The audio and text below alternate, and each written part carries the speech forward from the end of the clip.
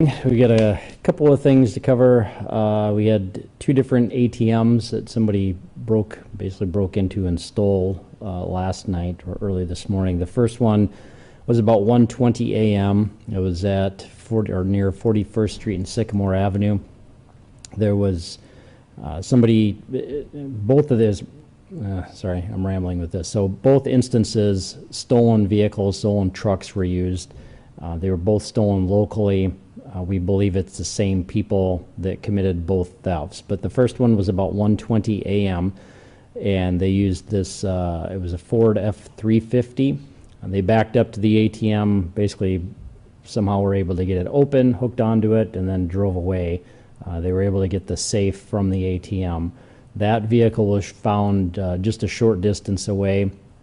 And then the second one was about 4:50 a.m., and that was on South Louise Avenue near 43rd Street. That truck was an F-250 that was used, and that was the same thing. It was found just a short distance away. Turns out that one was stolen as well. Both of the trucks, the entry was the same. They were able to break into the truck. Neither of them had keys in it. Both of them were locked, so that's good, but obviously these guys knew what they were doing. They were able to somehow manipulate the steering column and then get the vehicles running. So we've got some information. The ATMs all have surveillance video, so we'll be working on that and seeing what we can come up with. So, any idea, like a dollar amount? yeah, we're not going to give the dollar amount, but as you can imagine, there's usually quite a bit of money that's kept in the ATM, so it's a substantial amount of money. Do you know how many people were involved in this? Both of them, both thefts had two guys that were involved, and they did have some type of masks that they were wearing. The description that we had just, it was kind of like dark clothing, so it wasn't really anything specific.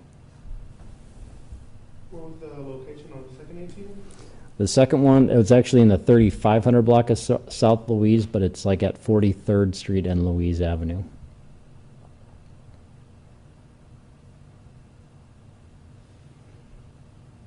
Good on that. You said, so they just backed into the ATM and somehow like broke in? Yeah, they had, I think just the way it was described is they backed up to it and they were basically able to hook a chain onto it, and then they didn't take the whole ATM. It was just part of it. I think that was the part where the safe was, and then they were able to pull it out or somehow get it away from the rest of the machine.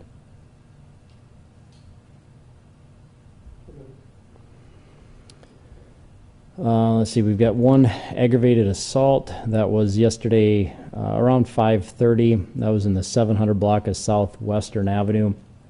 This, we had a guy showed up. There was an apartment complex there, and he knows somebody that lives in that complex. I'm not sure if there was some dispute or whatever. He wasn't supposed to be there, or they didn't want him there. He was in the parking lot, and he used an axe and started breaking out car windows. There was two different cars, a 94 Mustang and a 2018 Honda Civic that he damaged. There was a 15-year-old boy that was on his skateboard in the area. He saw that taking place, and then the man held the axe and threatened the 15-year-old. The guy then just started walking away. We had officers that found him near 13th Street and Elmwood, and they ended up finding some marijuana and meth with him as well. So he was arrested for the aggravated assault, intentional damage to property, possession of marijuana, possession of controlled substance. Were they just the two cars, the 94 Mustang, and what was the other car? It was a 2018 Honda Civic. It was just those two vehicles he busted? Those two, yep, that's just the two cars. Was it like, do you know if it was kind of like targeted at just those two vehicles? Or? I don't think so. I don't think those cars were associated with the people that knew him, that lived there, so I think he just picked a couple of cars.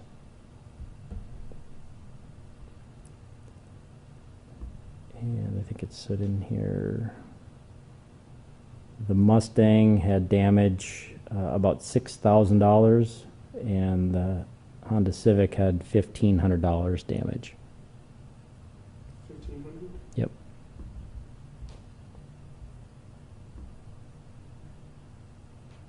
Do you have his name? Yes. His last name is Longcrow, Longcrow. First is Derek, Derek. Middle is Daniel, Daniel. And he's 34 from Sioux Falls. Was it reported by the 15-year-old or was it reported by somebody else? Quite a few people saw it take him. I think there was 2 or 3 people. I think maybe the 15-year-old was the first one to call, but they were able to track down quite a few witnesses as well. And he did have the axe, wasn't with him. I think when he saw the officers, he dropped it, but it was like a 3-foot tall axe. So the other aggravated assaults, really nothing. One of them was just some information. The other 2 were people threatened, one with a gun, one with a knife, but no injuries, no arrests on either of those. The assault was a domestic. The burglaries, one of the ATMs is listed in there, but the others were basically homes that were entered, nothing high dollar taken. The embezzlement was a car that was loaned out. The family disputes and offenses are reports.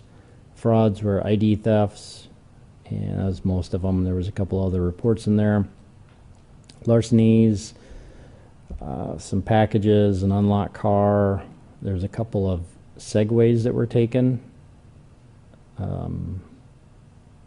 Nothing else real big out of those.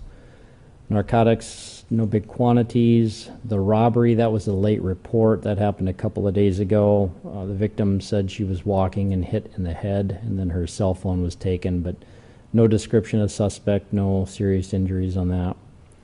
The sex offense, we had a sex offender that didn't register. Another one was a report.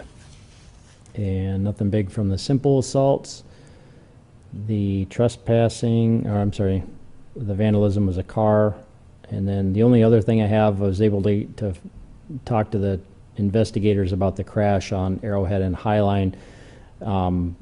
They're basically just about done with the investigation. There's a couple of loose ends, so they're getting close to being able to forward that information to the state's attorney's office to review that and determine if there's any appropriate charges. But I can give you the speeds of the vehicles involved. The 2006 Subaru was traveling at 115 miles an hour, and the 2007 Chrysler Sebring was traveling at 23 miles an hour. And that was the speed that was determined at point of impact.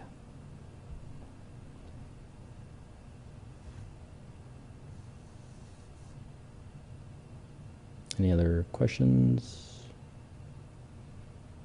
Nothing? Okay, thank you.